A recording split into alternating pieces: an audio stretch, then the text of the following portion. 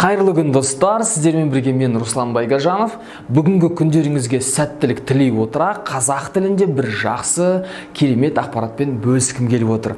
Ақпарат дегенде де негізі бұл өмірде қандай да сала болмасын, жетістікке жетудің кілтін ашып беретін мотивация десем де болады. Егер де сіздер дайын болсаңыз, ендеше бастаймыз. Негізінде өз ісіңді жақсы көру өте маңызды. Себебі жетістікке жету барысында көптеген қиыншылықтар міндетті түрде болады. Және де кез келген рационалды адам өз ісіне ғашық болмаса, ол оны тастай салады. Себебі қиыншылықтар ұзақ уақыт бойы сені сынайды. Шын мәнінде де адамдардың басым бөлігі қиындыққа тап бола келгенде көп ойланбастан тастай салып жатады. Жетістікке жеткен және де жетпеген адамдарды салыстырмалы түрде қарайтын болсақ, жетістікке жеткен адамдар өз ісін сүйгендіктен, өз ісіне ғашық болғандықтан қиындықтарға шыдап, берілмей ақыры жеңіске жеткен адамдар. Ал өз ісін сүймегендері тастай салған, және де бұл қалыпты жағдай. Жүрегіңмен қаламасаң, оны жақсы көрмесең, алда қаншама азап шегу, стресс күтіп тұрған біле тұра, не себепті мен сүймейтін іс үшін осыншама қиыншылыққа төзуім керек.